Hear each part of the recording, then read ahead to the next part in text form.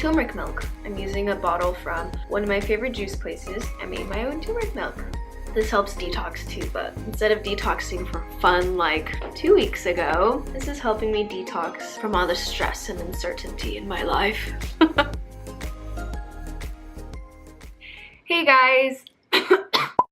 Hey guys, welcome back. This week's video, I'm going to give you guys a little update about what's been happening in my life, the decisions that I've made, the biggest one being deciding to pursue this full time, and how that's been making me feel, which is very lost and scared and not okay. It's been really scary and overwhelming and crippling in a way where I'm overthinking too much and I'm not doing enough. So I'll talk about that, as well as the 3 things that I've kind of relearned that has helped me come out of this little black box that I do not like being in, but every once in a while we kind of step into it, and it's our responsibility to pull ourselves back out of it. So let's get straight to it. I have decided very recently, and this was the beginning of last week, to pursue this, my creative passion project, full time, which means I'm stepping back from my full-time job. There's a couple different reasons. The main one being knowing myself well enough. When I have 2 things that I'm juggling at the same time, it's a lot easier for me to give myself the excuse of, hey, because I'm working on YouTube, I'm not doing as well in work, or hey, I'm not doing as well in work because I have this YouTube thing. I'm not giving either 100%, let alone 50% each. I'm actually giving both maybe 10 to 20%. That, I realize, is me doing myself and my work, the 2 different works that I'm doing, a huge disfavor by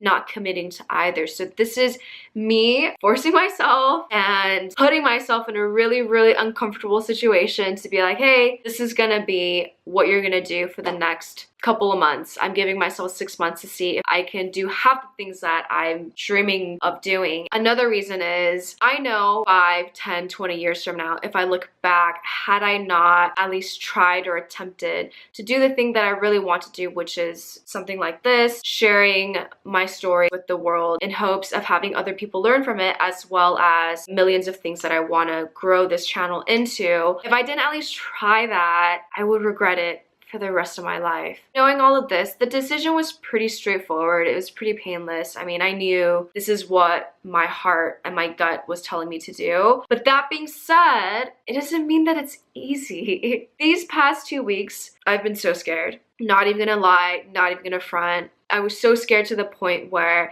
instead of doing anything, I did nothing. I mean, I came up with a chart that I'll throw up of, you know, all the things that I want to do, all the things that I want to try, all the things that I want to learn. And I even broke it down by every day I'm going to spend X amount of time on this thing, or every week I'm going to spend X amount of hours doing this thing. I've been thinking a lot. I've been strategizing, organizing, planning, but because of that innate fear, that's how scared I am.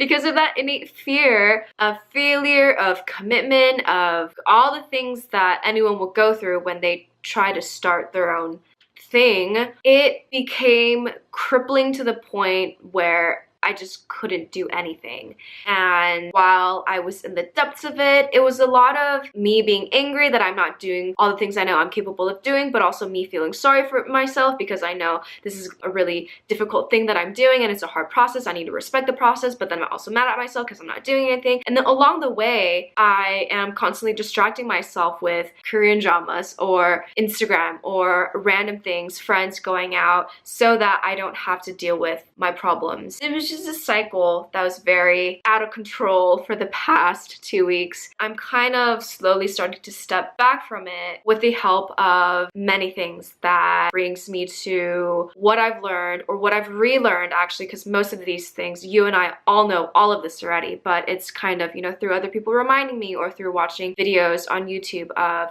people like Vaynerchuck, or listening to Tim Ferriss's podcast. It's helped me a lot to take a step back and remind myself, hey, you're doing the right thing, or you're doing the best that you can at this moment. So instead of freaking out about the million things that you want to do, funnel it down to 2 to 3 things that you really want to get done by the end of the week or by the end of the month, and slowly go from there, as opposed to dreaming big and being disappointed that instead of doing all of those things, I do nothing because it's just so overwhelming. First thing that I've kind kind of relearned is my limitations are a product of the boundaries that I set for myself. It's normal to feel the way I feel after making such a big decision. It's normal to be scared and to be completely fearful of what's gonna happen in the future. A quote that's always stuck with me: if your dreams do not scare you, they're not big enough. It's good to feel anything. It's good to feel the way that I felt and feel the way that I feel even now. It's taken me almost 4 or 5 hours to film this segment. This just goes to show that, again, I don't even know what it is exactly that I'm feeling, but I've learned that the way to overcome these feelings and the way to overcome fear of anything and everything under the sun is to start doing, so that if I do fail, I fail quickly and I learn even quicker. This is my way of forcing myself to talk about it even when I'm not ready, so that I can make peace with it a lot sooner than putting it off and to keep distracting myself by things that are a complete waste of my time. So that's the first point. The second point is to think less and to do more. And that goes along with everything that I just talked about earlier. Of course, it's okay to feel the way that I feel and to think and to overthink of all the possibilities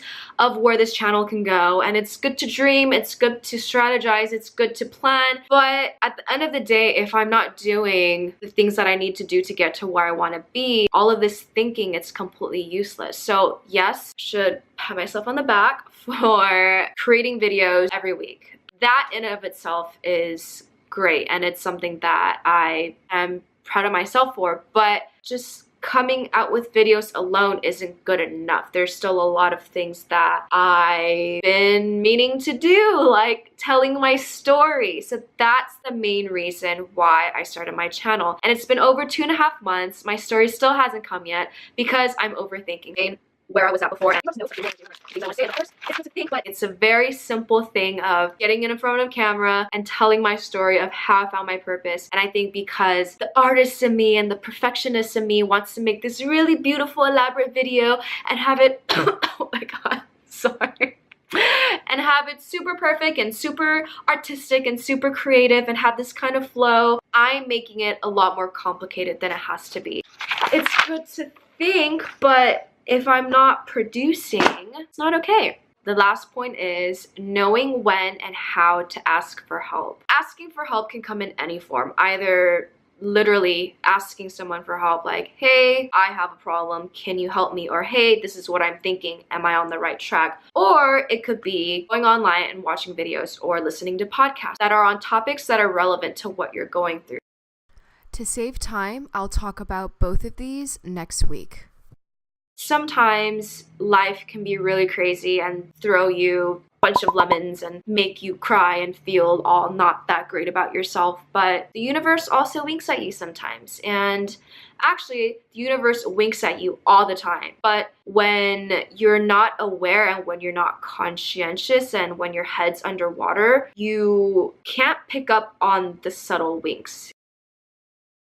Just to chill and take a step back and to just not overwhelm myself with the millions of things that I want to do, and just really focus on the few things that are right in front of me, like telling my story and learning how to tell stories better and to learn how to refine my messages so that what I'm saying gets conveyed better and all that. So I'm gonna spend the next week watching the first 10 videos that I've made to really go through and be super critical and critique myself, you know, all the good, all the bad, so that I can really get better at this whole video making, storytelling, personal life story sharing process. Super quick, next week's video, I'm going to give you guys another update on where I want to take this. So really quickly, phase 1, sharing my story. Phase 2, I want to start interviewing other people so that they can share their stories of how they found their purpose or everything or anything that inspires them. And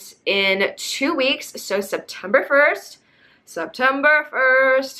is going to be the first episode of my story. I hope you guys enjoyed this ramble. All right, bye.